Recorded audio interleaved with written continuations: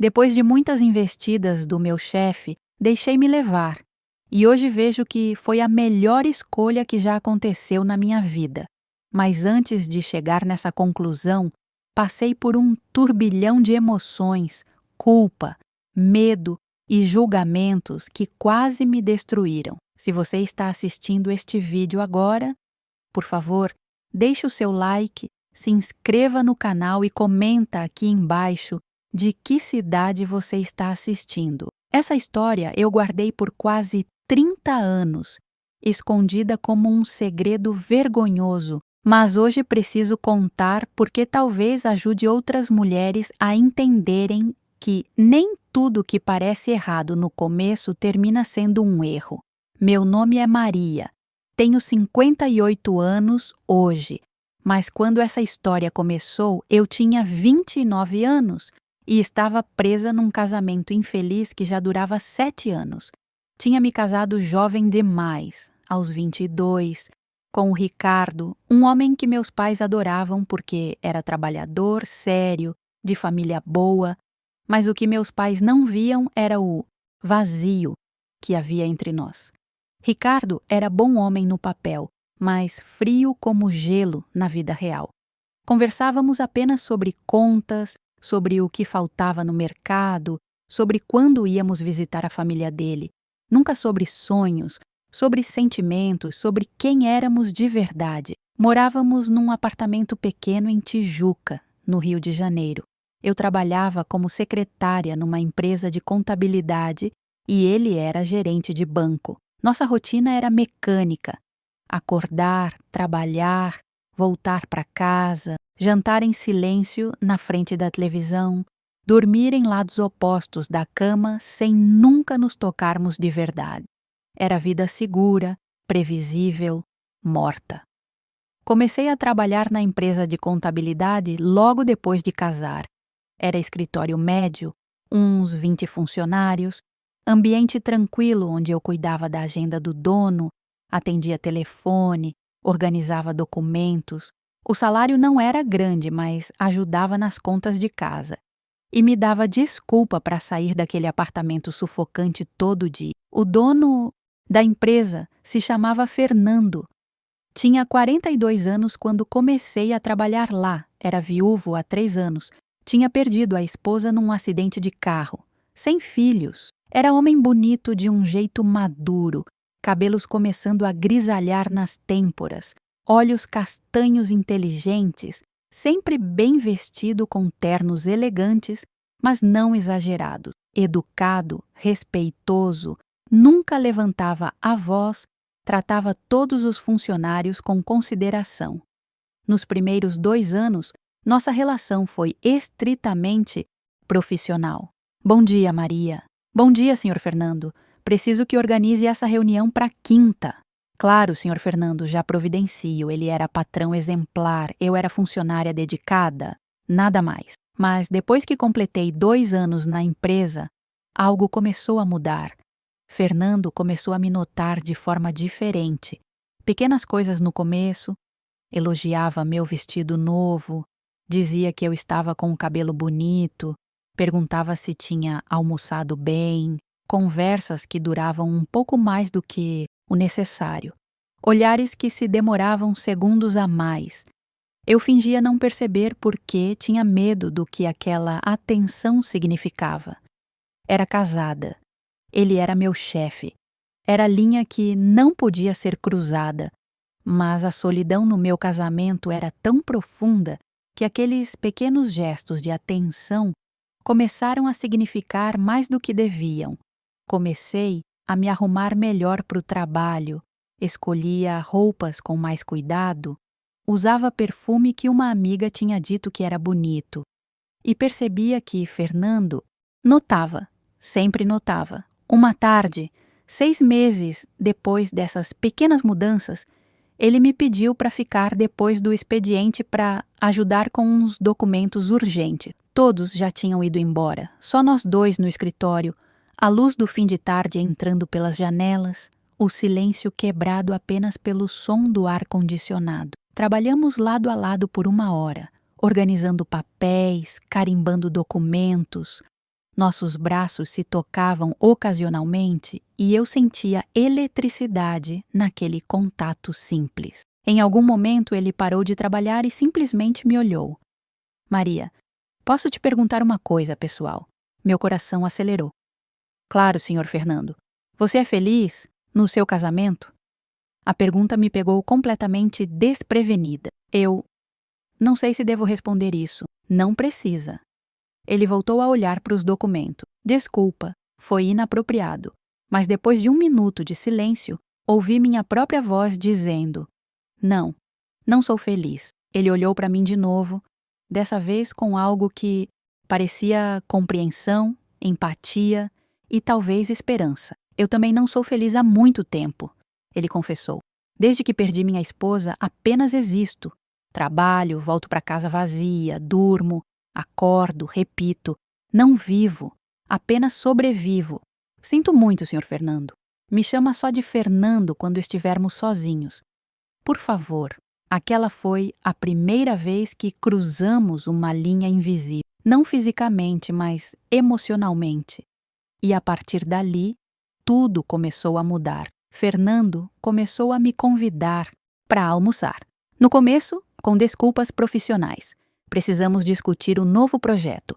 Tenho que te explicar como funciona o sistema novo. Mas logo as desculpas desapareceram e simplesmente almoçávamos juntos porque queríamos estar juntos. Conversávamos sobre tudo, sobre nossas vidas, nossos sonhos abandonados, nossas frustrações. Ele me contou sobre o casamento que teve, sobre como amou a esposa profundamente, sobre o vazio que ela deixou. Eu contei sobre meu casamento, que nunca teve amor de verdade, sobre como me sentia invisível na minha própria casa. Nunca tocávamos além de acidentes casuais. Nunca dizíamos nada explicitamente romântico. Mas a tensão entre nós crescia a cada dia. Eu ia para o trabalho com o coração disparado. Voltava para casa me sentindo culpada por pensamentos que tinha sobre meu chefe. Deitava na cama ao lado do Ricardo, que nunca perguntava sobre meu dia, e pensava em Fernando, em como ele ouvia cada palavra que eu dizia como se fosse importante.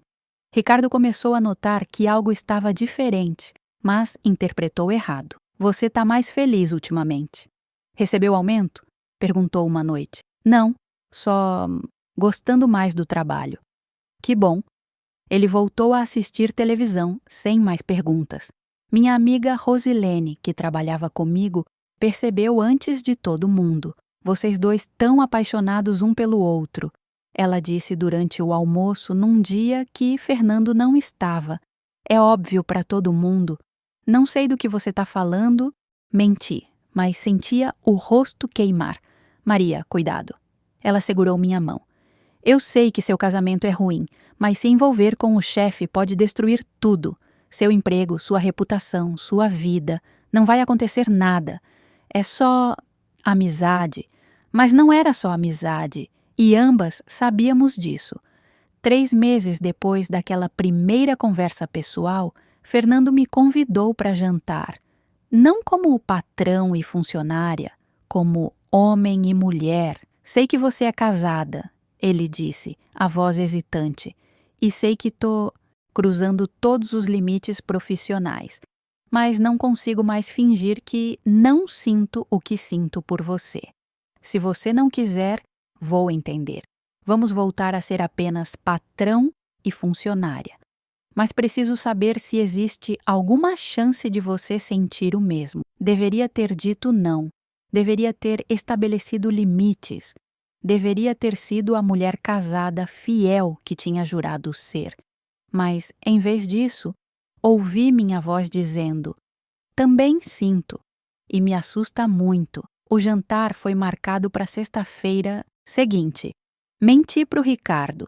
Disse que tinha evento da empresa, que ia voltar tarde. Ele mal reagiu, apenas assentiu e voltou a assistir o jogo. Me arrumei no banheiro do escritório antes de sair. Vestido preto simples que tinha comprado só para aquela ocasião, salto que raramente usava, maquiagem leve mas cuidadosa. Quando olhei no espelho, vi mulher que não via há anos, mulher que se sentia desejada, viva, importante. Fernando me levou num restaurante discreto em Ipanema, longe do nosso bairro, longe de qualquer lugar onde poderíamos ser reconhecidos. Jantamos conversando como sempre fazíamos, mas dessa vez sem a desculpa do trabalho, sem a formalidade que mantínhamos no escritório. Você é linda, ele disse em algum momento entre o prato principal e a sobremesa. Sempre achei, mas nunca tive coragem de dizer obrigada. Também sempre achei você bonito. Rimos. Um riso nervoso de duas pessoas que sabiam que estavam brincando com fogo, mas não conseguiam parar. Depois do jantar, ele me ofereceu carona. Quando chegamos perto do meu prédio, pedi para ele parar 2 quadras antes. Não quero que ninguém veja, expliquei. Entendo. Ele segurou minha mão, a primeira vez que nos tocávamos intencionalmente. Maria, não quero te pressionar. Podemos ir devagar, podemos... Me inclinei e o beijei, ali mesmo, dentro do carro dele, parado na rua escura. Beijei com toda a paixão acumulada de meses de tensão, de anos de solidão, de décadas de me sentir invisível. Quando nos separamos, ambos estávamos sem fôlego. Isso não deveria ter acontecido, murmurei. Mas aconteceu, ele respondeu, ainda segurando meu rosto. E não me arrependo. Saí do carro em transe, flutuando, aterrorizada, viva. Subi para o apartamento onde Ricardo já dormia, deitei na cama e pela primeira vez em 7 anos de casamento, chorei. Não de tristeza, mas de confusão sobre o que tinha acabado de fazer e sobre o que aquilo significava para o meu futuro. Porque sabia, mesmo naquela primeira noite, que tinha acabado de iniciar algo que mudaria minha vida completamente. E não tinha ideia se seria para melhor ou para pior. Os dias que se seguiram àquele beijo foram uma montanha russa emocional. Acordava todo dia com o coração apertado de culpa, mas ao mesmo tempo com uma leveza que não sentia há anos. Era como se tivesse acordado de um sono profundo e finalmente estivesse vivendo de verdade, mesmo que essa vida fosse construída sobre mentiras. No trabalho, Fernando e eu tentávamos manter as aparências. Bom dia, Sr. Fernando. Bom dia, Maria. Mas nossos olhos diziam tudo o que nossas bocas não podiam. E quando passávamos um pelo outro no corredor, quando nossas mãos se tocavam acidentalmente ao trocar documentos, sentia a eletricidade que percorria todo o meu corpo. Rosilene percebia tudo. Você tá diferente, tá brilhando. O que aconteceu na sexta? Nada demais. Só jantamos e conversamos. Maria. Ela baixou a voz, olhando ao redor para ter certeza que ninguém estava ouvindo. Você sabe o que está fazendo? Sabe o risco que está correndo? Eu sei. E me assusta. Mas, pela primeira vez em anos, me sinto viva, Rose. Me sinto vista, importante, desejada. E seu marido? Meu marido nem percebe que existo. A última vez que ele realmente olhou para mim, realmente me viu, foi... Não lembro. Anos atrás. Ela suspirou. Só tenha cuidado, por favor. Fernando e eu começamos a nos encontrar regularmente depois do trabalho, sempre em lugares discretos, sempre longe de qualquer pessoa que pudesse nos reconhecer. Jantares em restaurantes pequenos, caminhadas na praia quando já estava escuro, conversas em cafés afastados. Ele me contava sobre sua vida, sobre como tinha construído a empresa do zero, trabalhando 16 horas por dia durante anos. Sobre o casamento que teve por 10 anos com Lúcia, uma professora que conheceu na universidade. Sobre como foram felizes, mas nunca tiveram filhos porque ela tinha problemas de fertilidade. Sobre o acidente que a tirou dele de repente, sem aviso, sem despedida. Fiquei 3 anos apenas existindo, Ele confessou numa dessas noites enquanto caminhávamos pela orla de Ipanema. Trabalhava porque precisava, comia porque tinha que comer, dormia quando o corpo não aguentava mais. Mas não vivia. Até você. Eu não fiz nada de especial. Fez sim. Ele parou, me virou para olhar para ele. Você me lembrou que existe vida além do trabalho, que existe cor além do cinza, que existe calor além da frieza. Beijamos ali mesmo, na orla iluminada, arriscando ser vistos, sem conseguir nos importar naquele momento. Em casa, Ricardo não notava nada. Ou se notava, não se importava. Nossa rotina continuava igual: silêncio, indiferença, vidas paralelas que nunca se tocavam. Uma noite tentei iniciar conversa real com ele. Ricardo, você é feliz com a gente?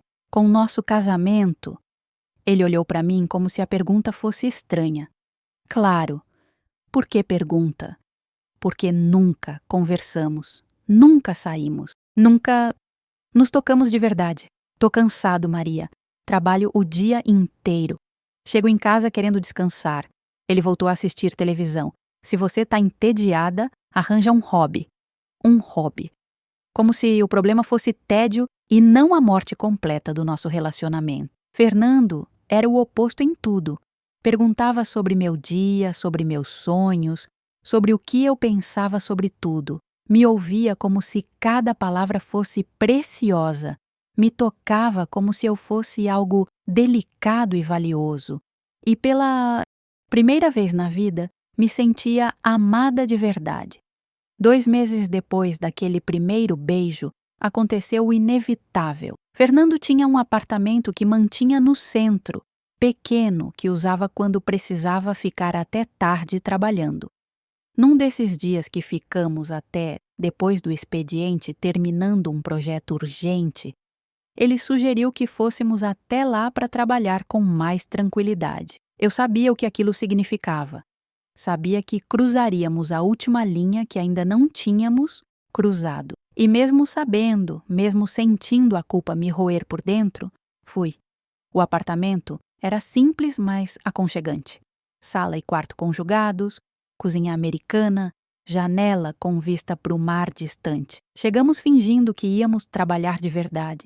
Espalhamos documentos na mesa, abrimos os laptops. Mas depois de 10 minutos tentando focar, Fernando fechou o computador. Não consigo mais fingir, ele disse, a voz rouca. Não consigo mais estar perto de você e não te tocar de verdade. Meu coração disparou. Fernando, se você não quiser, se for cedo demais, eu entendo. Mas preciso que saiba que te desejo, completamente, não apenas como amiga ou confidente, como mulher. Levantei, fui até ele, segurei seu rosto nas minhas mãos. Também te desejo. E me assusta o quanto.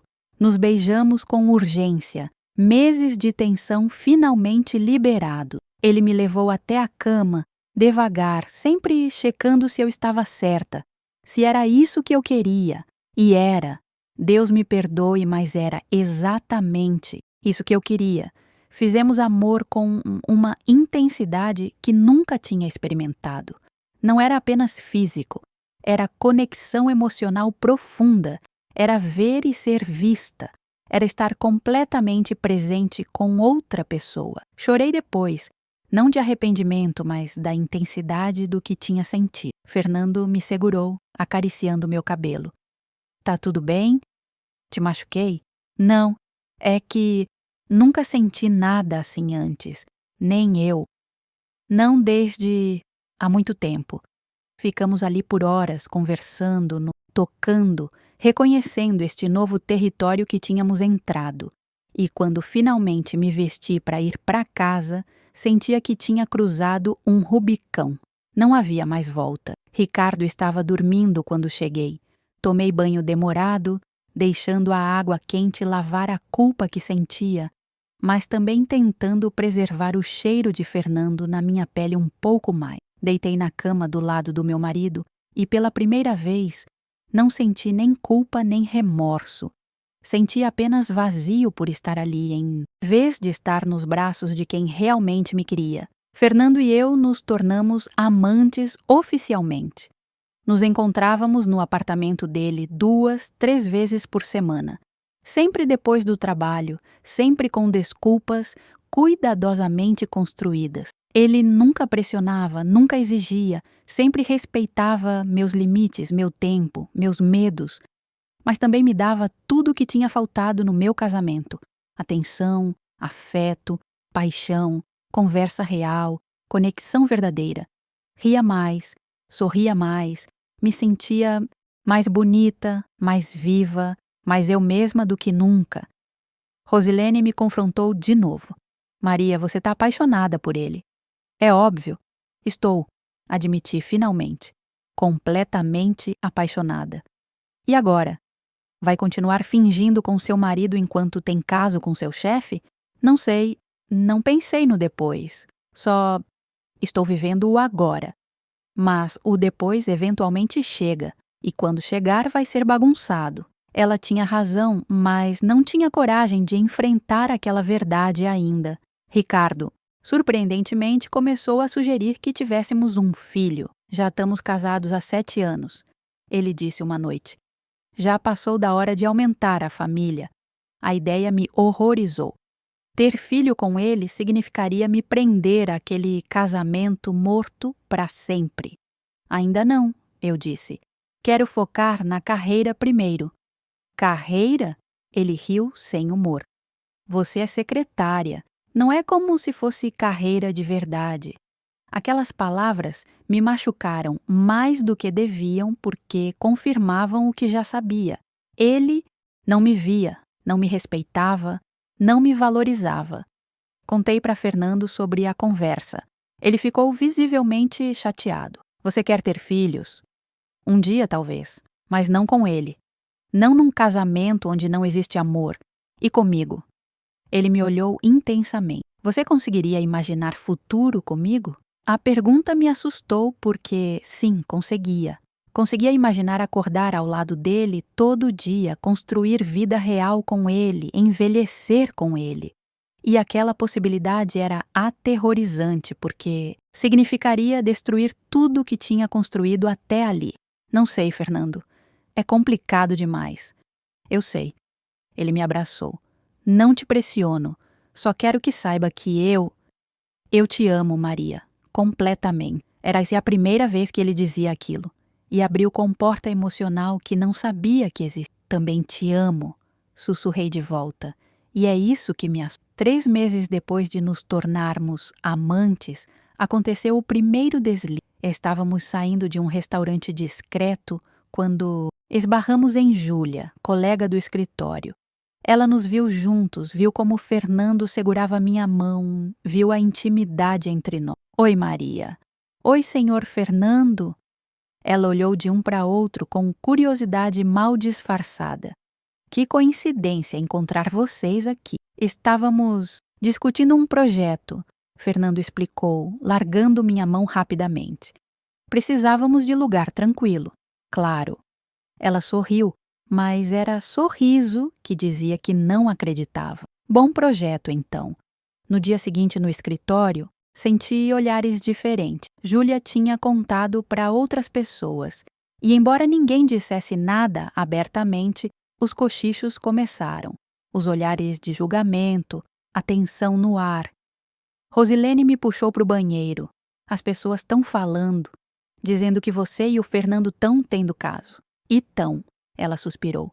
Maria, isso vai explodir. Você sabe disso, né? Eventualmente, vai chegar no Ricardo. E quando chegar, eu sei. Mas não consigo parar. Não quero parar. Então você precisa tomar decisão. Ou termina com Fernando e tenta salvar seu casamento, ou pede divórcio e assume o relacionamento. Mas não dá para ficar nesse meio termo para sempre. Ela tinha razão. A situação era insustentável. E eu sabia que logo, muito logo, teria que fazer escolha que mudaria minha vida completamente. Mas ainda não estava pronta. Ainda não tinha coragem suficiente para explodir tudo. Então continuei no limbo, amando Fernando em segredo, vivendo mentira com Ricardo esperando que de alguma forma o universo resolvesse aquilo por mim. Mas o universo tinha outros planos e eles estavam prestes a se manifestar da forma mais devastadora possível. A explosão que eu temia aconteceu numa quinta-feira comum. Estava no escritório quando meu celular tocou.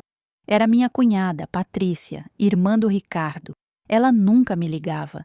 Então atendi com o coração já apertado de mau pressentimento. Maria, você precisa vir para casa agora.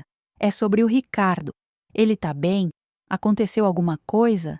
Ele tá bem, fisicamente. Mas acabou de me ligar dizendo que descobriu que você tá traindo ele. Que tem provas. Tá destruído, Maria. O mundo parou. Como ele descobriu? Não sei. Ele não me deu detalhes. Só disse que ia falar com você quando chegasse. Ela fez pausa. É verdade, Maria? Você tá traindo meu irmão? Eu. Preciso ir. Desliguei sem responder. Fernando percebeu que algo estava errado. Maria, o que foi? Você tá pálida. Ricardo sabe. Não sei como, mas ele sabe. Ele ficou igualmente pálido. Merda. O que você vai fazer? Vou para casa. Tenho que enfrentar isso. Quer que eu vá com você? Não. Isso tenho que fazer sozinha. Me levantei com as pernas bambas. Fernando, aconteça o que acontecer, saiba que não me arrependo de nada. Nem eu. Ele segurou minha mão rapidamente antes que eu saísse. Te amo. Também te amo. A viagem de ônibus até em casa foi a mais longa da minha vida.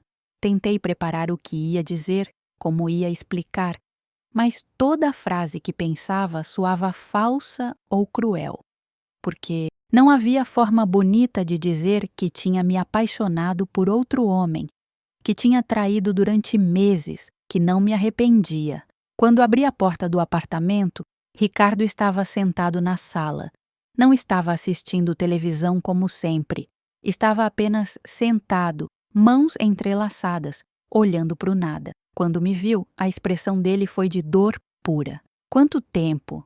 Foi a primeira coisa que disse. Ricardo. Quanto tempo, Maria? Ele gritou, algo raro dele. Quanto tempo você tá me fazendo de idiota? 6 meses. Minha voz saiu pequena, envergonhada. 6 meses. Ele riu sem humor. Meio ano me traindo, meio ano dormindo na minha cama depois de estar com ele. Meio ano mentindo pra mim todo dia. Como você descobriu? Júlia, do seu escritório. Ela é prima da minha colega de trabalho. Contou pra ela que te viu com seu chefe num restaurante, de mãos dadas, se beijando no carro. E a notícia chegou até mim. Ele se levantou. No começo não acreditei. Pensei que era engano, fofoca, maldosa. Então comecei a prestar atenção. Nas suas saídas tarde da noite, nas desculpas que não faziam sentido, no jeito que você mudou nos últimos meses. Me sinto idiota por não ter percebido antes. Ele passou a mão pelos cabelos. E o pior é que parte de mim já suspeitava, mas não queria acreditar. Sinto muito, sente? Ele riu amargo. Sente o que exatamente? Sente ter sido pega? Ou sente ter me traído? Sinto que chegamos nesse ponto. Sinto que nosso casamento morreu tanto que isso aconteceu. Não bota a culpa no casamento. Você fez escolha. Podia ter pedido divórcio, podia ter sido honesta, mas preferiu mentir, trair, me humilhar. Ele tinha razão. Não havia defesa para o que tinha feito. Você ama ele? Ele perguntou, a voz quebrando. A verdade ia machucá-lo mais, mas ele merecia a verdade. Amo. Ele fechou os olhos, como se as palavras fossem golpe físico. E eu? Você algum dia me amou? Achei que sim, quando casamos, mas foi mais sobre fazer o que era esperado do que sobre amor real. Respirei fundo. Ricardo, a gente não é feliz há anos. A gente apenas coexiste. Então por que ficou? Por que não me deixou antes de fazer isso? Porque tinha medo. Medo de ficar sozinha, de ser julgada, de decepcionar minha família. Mas estava errada. Deveria ter sido honesta antes. Deveria ter terminado antes de começar com Fernando. Ele sentou de novo, derrotado. Quero que você saia. Hoje, pega suas coisas e vai embora. Eu vou. Mas, Ricardo, mesmo que isso não justifique nada, quero que saiba que você merece alguém que te ame de verdade. Não era eu, mas existe alguém lá fora para você. Não quero seus conselhos. Ele não me olhou. Só quero que saia da minha vida. Arrumei 2 malas com roupas e objetos pessoais, meu coração apertado não de arrependimento por deixá-lo, mas de culpa pela forma como tinha feito. Quando terminei, Ricardo ainda estava na sala, sem se mover. Vou ficar no hotel por enquanto. Minha advogada vai entrar em contato sobre o divórcio. Ele não respondeu, apenas continuou sentado, olhando para o vazio. Saí daquele apartamento sabendo que tinha fechado um capítulo da minha vida para sempre, mas não sabia o que viria depois. Liguei para Fernando do táxi, ele atendeu no primeiro toque. E aí, terminei. Ele me mandou embora. Vou ficar num hotel até decidir o que fazer. Vem para minha casa, por favor. Não quero que fique sozinho. Fernando, isso vai complicar tudo ainda mais. Já tá complicado. Pelo menos, deixa eu estar com você. Fui. Porque não tinha forças para ficar sozinha, porque precisava dele, porque finalmente podia estar com ele sem mentir. Fernando me recebeu com um abraço apertado. Sinto muito que aconteceu assim. Queria que tivesse sido diferente. Também queria. Mas, pelo menos agora, é verdade. Não tem mais mentiras. Fiquei na casa dele naquela noite, nos braços dele, pela primeira vez, sem precisar mentir sobre onde estava, sem olhar para o relógio com pânico, sem culpa roendo por dentro. Era liberdade estranha, assustadora, mas liberdade. No dia seguinte, enfrentei as consequências. Minha família descobriu através da rede de fofoca que funciona tão bem nas famílias brasileiras. Minha mãe me ligou chorando. Maria, o que você fez? Como você pôde fazer isso com o Ricardo? Ele é bom homem. Mãe, o casamento não funcionava. A gente não era feliz, mas você trai? Você destrói um casamento assim? Ela soluçava. O que as pessoas vão dizer? O padre, os vizinhos, a família, toda. Não fiz isso para envergonhar ninguém. Fiz porque me apaixonei por outra pessoa. Esse homem, seu chefe, ele vai assumir você? Vai casar? Ou você vai ser apenas a amante que destruiu um casamento? Não sei, mãe. Não sei o que vai acontecer.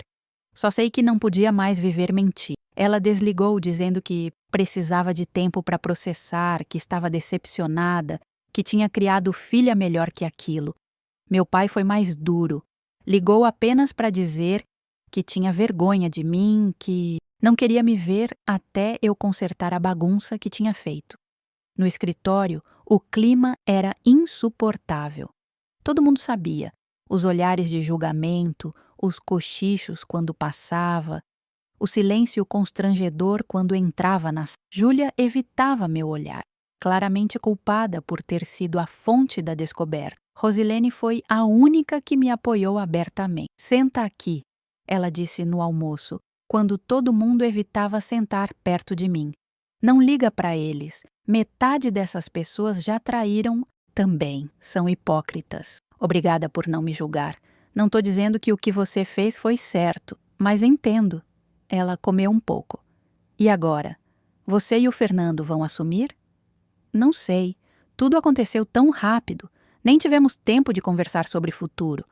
Mas precisam, porque se ele não te assumir publicamente, você vai ser apenas amante que destruiu o casamento. Sua reputação vai ser destroçada ainda mais. Fernando e eu finalmente conversamos naquela noite, em casa dele, onde eu estava provisoriamente morando. O que você quer? Ele perguntou, segurando minhas mãos. Para nós, para o futuro, quero estar com você. De verdade, sem esconder. Mas tenho medo do que isso significa. Medo do julgamento, da forma como as pessoas vão nos ver. Também tenho medo, ele admitiu. Como patrão, sei que tem implicações. As pessoas vão dizer que te favoreço, que nosso relacionamento é inapropriado, que tem conflito de interesse. Então, o que fazemos? Podemos fazer uma coisa. Ele respirou fundo. Você pode sair da empresa, procurar outro emprego, e aí, quando o pó baixar, a gente assume oficialmente. Namoro de verdade, sem esconder. A ideia me assustou. Sair do emprego significava perder independência financeira justamente quando mais precisava. Mas também entendia a lógica. Ou, ele continuou, você pode ficar na empresa, a gente assume agora e enfrentamos o julgamento juntos. Deixo claro que você não tem tratamento especial, que nosso relacionamento é pessoal, não profissional. Qual você prefere? Prefiro você ao meu lado. Sempre. Não me importa o que as pessoas digam. Ele beijou minhas mãos. Te amo, Maria, e quero construir vida real contigo. Não escondida, não envergonhada, real. Também te amo e também quero isso. Então, a gente enfrenta juntos. Juntos. Foi assustador, foi difícil, mas pela primeira vez sentia que estava fazendo escolha certa por motivo certo. O divórcio com Ricardo foi processado rapidamente. Ele não contestou nada, apenas queria terminar logo. Dividimos tudo meio a meio, sem brigas por bens. Ele ficou com um apartamento, eu fiquei com carro. Foi civilizado, triste, final necessário. Fernando e eu assumimos o relacionamento publicamente um mês depois. Postamos fotos juntos nas redes sociais, começamos a sair abertamente, paramos de esconder, a reação foi mista. Alguns apoiaram, muitos julgaram. A família dele ficou chocada, mas eventualmente aceitou. E foi ali, naquele momento de escolher amor mesmo, diante do julgamento, que minha vida realmente começou. Os primeiros meses depois de assumir o relacionamento com Fernando foram os mais difíceis. O julgamento era constante, pesado, sufocante. No escritório, mesmo com Fernando, deixando claro que eu não tinha tratamento especial, as pessoas ainda cochichavam. Olhavam para mim como se fosse oportunista que tinha seduzido o chefe para garantir posição. Teve uma funcionária, a Patrícia, que foi particularmente cruel. Ela trabalhava no departamento financeiro e sempre tinha sido competitiva comigo. Num almoço na Copa, quando pensou que eu não estava ouvindo, disse alto o suficiente para eu escutar. Algumas mulheres trabalham para subir na carreira. Outras abrem as pernas para o chefe. As colegas dela riram e algo dentro de mim quebrou. Entrei na copa, peguei meu almoço, olhei para ela direto nos olhos. Patrícia, você tem algo para me dizer? Ela ficou vermelha. Eu, não, porque parece que tem. Então, deixa eu esclarecer. Meu relacionamento com Fernando começou 6 meses antes de eu assumir publicamente. Durante esses 6 meses, continuei fazendo o meu trabalho com a mesma dedicação de sempre. Não pedi aumento, não pedi promoção, não pedi nenhum favor e depois que assumimos, continuo trabalhando do mesmo jeito. Então, se você tem problemas com minha vida pessoal, problema é seu. Mas não questione meu profissionalismo. Saí da Copa tremendo, mas sentindo algo parecido com força, porque tinha razão. Não tinha usado meu relacionamento para nada profissional e não ia deixar as pessoas diminuírem meu trabalho por causa dele. Rosilene me alcançou no corredor. Isso, finalmente, você tinha que ter feito isso semanas atrás. Tô cansada, Rose. Cansada de me sentir culpada por estar feliz. Então para de se sentir culpada. Você não fez nada de errado além de se apaixonar. Mas fiz. Traí meu marido. Menti durante meses. E já pagou por isso. Perdeu sua família, sua reputação, sua paz. Quanto tempo... Mas você vai se punir? As palavras dela ficaram comigo. Quanto tempo mais ia me punir? Quanto tempo mais ia deixar a culpa controlar minha felicidade? Minha família continuava distante. Minha mãe ligava ocasionalmente, conversas curtas e formais sobre o divórcio, sobre questões práticas, mas nunca sobre sentimento. Meu pai simplesmente não falava comigo. Meus irmãos tomaram partido dele. Fernando tentava compensar com a própria família. Me levou para conhecer a mãe dele, Dona Beatriz, uma senhora de 70 anos que morava no interior. Estava aterrorizada do julgamento que receberia, mas ela me surpreendeu. Você é a mulher que fez meu filho voltar a sorrir, ela disse, segurando minhas mãos. Faz 3 anos que ele estava apenas existindo, desde que perdeu a Lúcia. Mas, quando fala de você, vejo vida nos olhos dele de novo. Não me importa como começou, me importa que vocês são felizes juntos. Chorei nos braços dela, aliviada por finalmente ter alguém da família que não me julgava. No trabalho, Fernando implementou mudanças para evitar qualquer aparência de favoritismo. Contratou RH externo para supervisionar minha avaliação de desempenho. Delegou minha supervisão direta para outra pessoa. Fez tudo certo pela cartilha, para proteger tanto ele quanto eu de acusações. Mas mesmo assim, as fofocas continuavam. Teve um cliente importante que cancelou o contrato dizendo que não queria fazer negócio com a empresa onde patrão se envolvia com funcionária. Fernando perdeu dinheiro, mas não me culpou. Não é sua culpa. Ele insistiu quando chorei pedindo desculpas. É preconceito deles. E não vou deixar preconceito alheio destruir nossa felicidade. Mas me sentia culpada mesmo assim. Culpada por talvez estar prejudicando o negócio que ele tinha construído. Culpada por ser fonte de problemas em vez de solução. Foi numa dessas noites de insegurança que Fernando me propôs algo inesperado. Maria, e se você saísse da empresa? Não porque não trabalha bem, mas porque acho que você nunca vai ter paz enquanto estivermos trabalhando juntos. As pessoas sempre vão questionar, sempre vão julgar, mas preciso trabalhar. Preciso do salário. Eu sei. E não estou dizendo para você ficar em casa fazendo nada. Estou dizendo para você seguir outro caminho. Ele pegou minha mão. Você sempre falou que queria fazer faculdade de administração, que tinha esse sonho. E se você fizesse agora? Eu te apoio financeiramente enquanto estuda. Fernando, não posso aceitar isso. Pareceria que estou vivendo às suas custas. Não seria às custas. Seria investimento no nosso futuro. Porque quando terminar, você vai ter carreira própria, independência real. E ninguém vai poder dizer que você só está comigo por interesse. A ideia era tentadora e assustadora ao mesmo tempo. Voltar a estudar aos 30 anos, depender financeiramente dele, mas também representava a oportunidade de construir algo meu, algo que ninguém poderia questionar. Deixa eu pensar, pedi. Passei uma semana considerando. Conversando com Rosilene, com a terapeuta que tinha começado a ver, com a Dona Beatriz, todas disseram variações da mesma coisa.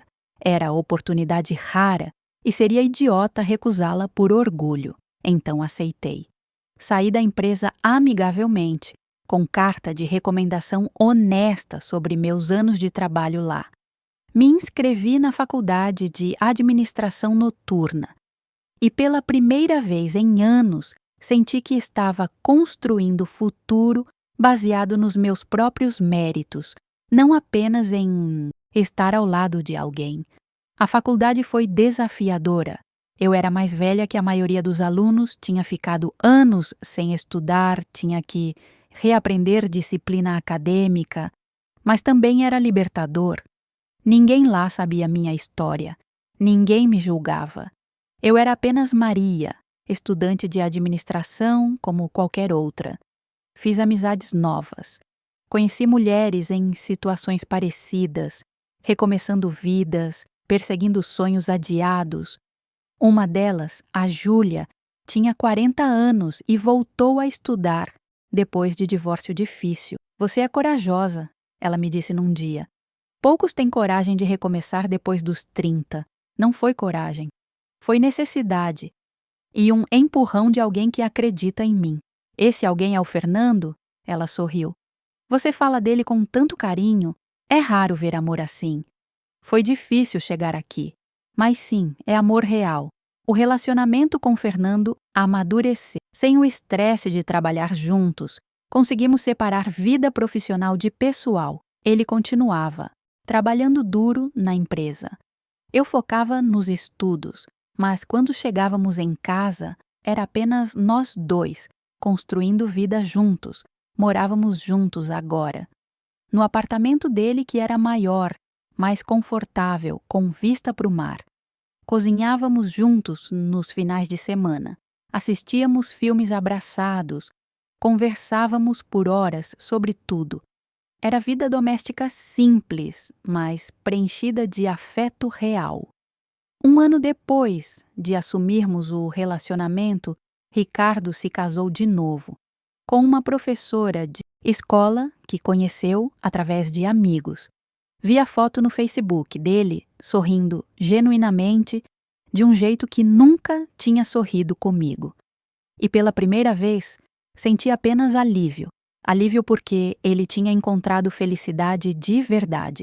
Porque eu não tinha sido a pessoa certa para ele, assim como ele não tinha sido para mim. Mandei mensagem parabenizando. Ele respondeu agradecendo e acrescentou: Maria, demorei, mas entendi. A gente nunca foi certo um para o outro. Espero que você seja feliz com seu escolhido. Também espero que você seja feliz. E sinto muito, de verdade, pela forma como tudo aconteceu. Eu também. Mas o passado é passado. Vamos seguir em frente. Aquela conversa fechou ferida que ainda estava aberta e me permitiu finalmente perdoar a mim mesma completamente. Minha família lentamente começou a aceitar meu relacionamento com Fernando. Minha mãe foi a primeira. Apareceu na faculdade um dia, esperando no portão quando terminei a aula. Mãe, o que faz aqui? Precisava te ver. Ela me abraçou e pedir desculpas por ter te julgado tão duramente, por ter colocado a opinião dos outros acima da sua felicidade. Choramos ali mesmo, no meio da calçada, pessoas passando e olhando curiosa. Quero conhecer ele, ela disse quando nos separamos. Esse homem que te faz feliz. Quero ver com meus próprios olhos. Organizei jantar na semana seguinte. Fernando estava nervoso, querendo causar boa impressão. Comprou flores, vinho caro, se arrumou com capricho. Calma, amor. É só minha mãe. É a mãe da mulher que amo. É importante. O jantar foi melhor do que esperava. Minha mãe fez perguntas, Fernando respondeu com honestidade sobre como nos conhecemos, como foi difícil, como tinha aprendido a não julgar situações complexas. No final, quando ela foi embora, me abraçou e sussurrou: Ele te ama de verdade. E você merece isso. Meu pai levou mais tempo, mas eventualmente, num almoço de domingo na casa deles, ele finalmente falou comigo além de formalidades. Maria, você tá feliz? Tô, pai, muito feliz. Então tá bom. Ele não disse que me perdoava, não disse que aceitava completamente, mas era começo. 2 anos depois de nos assumirmos publicamente, formei em administração. Fernando estava na plateia quando subi no palco para receber o diploma, aplaudindo mais alto que todos, orgulhoso. E quando desci, ele me abraçou e sussurrou: Sabia que você conseguiria. Consegui emprego bom numa empresa de marketing, posição de analista, salário decente. Era meu primeiro trabalho baseado puramente no meu mérito acadêmico, nas minhas habilidades, e a sensação de independência era incrível. Fernando e eu começamos a falar sobre casamento. Não porque precisávamos validar nosso relacionamento, mas porque queríamos celebrar publicamente o amor que tínhamos construído. Mas antes de dar esse P, hoje, aos 58 anos, olho para trás e vejo uma jornada que nunca imaginei viver. Aquela mulher de 29 anos presa, num casamento sem amor, aquela secretária que se apaixonou pelo chefe, aquela pessoa julgada e condenada por escolher a felicidade, se transformou em algo que jamais pensei ser possível. Uma mulher completa, realizada, em paz. Fernando e eu nos casamos 3 anos depois de assumir publicamente nosso relacionamento. Foi cerimônia pequena, apenas família próxima e amigos verdadeiros, na praia ao pôr do sol. Usei vestido simples, branco, sem véu. Ele chorou quando me viu caminhando em sua direção. E quando trocamos votos, não foram palavras decoradas de cerimônias tradicionais. Foram promessas verdadeiras, construídas sobre tudo que tínhamos vivido juntos. Prometo te amar nos dias fáceis e nos difíceis, eu disse, segurando suas mãos. Prometo ser sua parceira, não sua dependente. Prometo construir futuro contigo baseado em respeito, honestidade e paixão verdadeira. E eu prometo te apoiar em todos os seus sonhos. Ele respondeu. Prometo te ver, realmente te ver, todos os dias. Prometo que nosso amor nunca vai se transformar em conveniência ou rotina morta. Prometo escolher você ativamente todo dia. Foi casamento pequeno, mas foi nosso. Verdadeiro, honesto, construído sobre fundação sólida de tudo que tínhamos enfrentado juntos. Minha carreira cresceu. Depois de 3 anos como analista, fui promovida a gerente de projeto. 5 anos depois, me tornei diretora de operações. Construí reputação baseada no meu trabalho, nas minhas competências, não em quem era meu marido. E aquela independência profissional me deu confiança que nunca tinha tido. Fernando e eu nos tornamos parceiros em tudo. Não apenas no amor, mas nos negócios também. Quando ele decidiu expandir a empresa, consultou comigo. Quando eu quis fazer MBA, ele apoiou financeira e emocionalmente. Construímos vida onde ambos cresciam, onde nenhum diminuía o outro. Tivemos filhos? Não. Conversamos sobre isso várias vezes, mas ambos concluímos que nossa felicidade não dependia de crianças. Éramos completos apenas nós dois. E foi escolha consciente, feita sem pressão externa, sem arrependimento. Minha relação com minha família se curou completamente. Minha mãe e Fernando desenvolveram carinho genuíno. Ela o via como filho que nunca teve. Meu pai, embora nunca fosse expressivo, demonstrava aprovação em pequenos gestos. Meus irmãos eventualmente aceitaram, alguns mais calorosamente que outros. Ricardo e eu nos tornamos algo parecido com amigos distantes. Nos encontrávamos ocasionalmente em eventos sociais, conversávamos educadamente, desejávamos bem um ao outro. Ele teve 2 filhos com a nova esposa e parecia genuinamente feliz, e eu ficava feliz por ele. Rosilene continuou sendo minha melhor amiga. Ela foi madrinha no nosso casamento, é minha confidente até hoje, e sempre me lembra. Eu te avisei que ia ser bagunçado, mas também te disse que se fosse amor verdadeiro, valeria a pena. Estava certa, estava completamente certa. A empresa de Fernando se tornou uma das mais respeitadas no ramo. E parte disso foi porque ele implementou políticas progressistas sobre relacionamentos no trabalho, criou código de ética claro, treinou gestores sobre como lidar com situações complexas, estabeleceu que relacionamentos consensuais entre adultos não eram um problema desde que houvesse transparência e não houvesse abuso de poder. Viramos exemplo, de certa forma. Exemplo de que relacionamentos no trabalho podem funcionar quando tratados com maturidade, honestidade e respeito mútuo. Dei palestras sobre isso, em eventos de RH, em conferências de liderança. Contava minha história sem vergonha, explicava como navegamos as complexidades, como estabelecemos limites, como protegemos tanto nosso relacionamento quanto nossas carreiras. E a reação era sempre mista. Alguns admiravam, outros julgavam. Mas muitos, muitos mesmo, vinham me procurar depois para contar suas próprias histórias. Relacionamentos secretos no trabalho, amores proibidos, dilemas entre coração e profissionalismo. Ajudei quanto pude, não aconselhando traição, nunca isso, mas aconselhando honestidade, coragem de fazer escolhas difíceis, importância de não viver mentiras. Se você está me ouvindo agora e está numa situação parecida, quero que saiba algumas coisas fundamentais. Primeiro, traição é sempre errado. Não importa quão infeliz você é no seu relacionamento, trair não é resposta. A resposta certa é ter coragem de terminar antes de começar algo novo. Eu errei nisso e paguei caro pelo erro. Não repita meu erro. Segundo, relacionamentos no trabalho são complicados, mas não impossíveis. Se você se apaixonar por colega ou chefe ou subordinado, seja honesto sobre isso. Estabeleça limites claros. Proteja tanto seu relacionamento quanto sua carreira.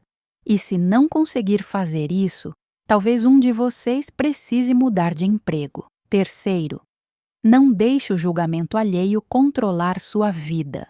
As pessoas sempre vão ter opinião, sempre vão julgar, mas sua felicidade não depende da aprovação delas.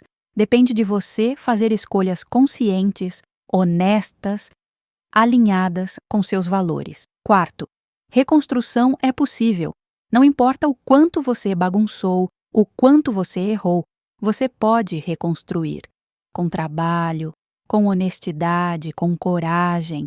Eu reconstruí minha reputação, minha família, minha vida. Você também pode. E quinto, amor verdadeiro vale a pena. Mas amor verdadeiro também exige trabalho, compromisso, honestidade constante. Não é apenas sentimento, é escolha diária de estar presente, de respeitar, de crescer junto. Fernando teve problema de saúde há 2 anos, derrame leve que nos assustou profundamente. Passou 3 meses em recuperação, reaprendendo algumas funções motoras, ajustando medicação. E foi naqueles meses que nossa parceria realmente mostrou sua força. Eu cuidei dele sem ressentimento, sem peso, porque era escolha, não obrigação. Ele aceitou o cuidado sem orgulho ferido, sem diminuir-se. E quando finalmente se recuperou, nosso amor estava ainda mais forte. Hoje ele trabalha menos, cuida mais da saúde, passamos mais tempo juntos, viajamos, conhecemos lugares novos, vivemos aventuras que adiamos por anos. E cada momento é precioso porque sabemos que tempo é limitado, que saúde é frágil, que precisamos aproveitar enquanto podemos. Escrevi livros sobre minha experiência. Não best-seller, mas vendeu o suficiente para tocar algumas vidas. Recebi mensagens de mulheres agradecendo por ter contado minha história honestamente, incluindo os erros, dizendo que meu exemplo as ajudou a ter coragem de fazer escolhas difíceis, e isso, mais que qualquer sucesso profissional ou reconhecimento público, é o que me deixa em paz. Saber que minha jornada, com todos os seus erros e acertos, ajudou alguém. Olho para Fernando agora, aos 67 anos, cabelos completamente grisalhos, algumas rugas que não tinha quando nos conhecemos, mas ainda com aquele olhar que me faz sentir vista, amada, importante. E agradeço todos os dias pela coragem que tivemos de escolher um ao outro. Nossa história não foi perfeita. Começou errado, com traição, com mentiras, com dor causada a outras pessoas. E carrego culpa por isso até hoje. Não me tornei pessoa que acha que fins justificam meios. Continuo acreditando que traição é errada, que honestidade é fundamental, que deveria ter feito diferente. Mas também aprendi que humanos são complexos, que situações são complicadas, que às vezes fazemos escolhas erradas que levam a lugares certos e que podemos reconhecer nossos erros sem deixar que eles nos definam para sempre. Se você está assistindo este vídeo, deixe seu like, se inscreva no canal e comenta aqui embaixo de que cidade você está me assistindo, se essa história te tocou de alguma forma. Porque histórias reais, com toda a sua complexidade e imperfeição, são as que mais precisam ser contadas. Meu nome é Maria. Tenho 58 anos. Traí meu primeiro marido. Me apaixonei pelo meu chefe. Enfrentei julgamento, perdi família temporariamente, reconstruí minha vida do zero. E hoje sou mais feliz do que jamais imaginei ser possível. Não estou dizendo que o fim justifica os meios. Não estou dizendo que você deve trair se for infeliz. Estou dizendo que erros não precisam te definir, que reconstrução é possível, que amor verdadeiro, quando construído sobre honestidade e respeito, pode superar até os começos mais complicados. Depois de muitas investidas do meu chefe, deixei-me levar. E hoje vejo que foi a melhor escolha que me aconteceu. Não porque traição seja certa, não porque relacionamentos no trabalho sejam fáceis, mas porque encontrei amor verdadeiro, porque construí vida baseada em parceria real, porque me tornei versão de mim mesma que sempre quis ser. E no final, é isso que importa. Não como você começa, mas como você constrói. Não os erros que comete, mas como você aprende com eles. Não o julgamento alheio, mas a paz que encontra consigo mesma. Obrigada por me ouvir sem julgar. Obrigada por entender que vida real é complexa, que não há vilões ou heróis perfeitos, apenas pessoas tentando navegar situações difíceis da melhor forma possível. Beijos do Rio de Janeiro. E que suas escolhas, quaisquer que sejam, levem você a uma vida que seja verdadeiramente sua. Até a próxima história.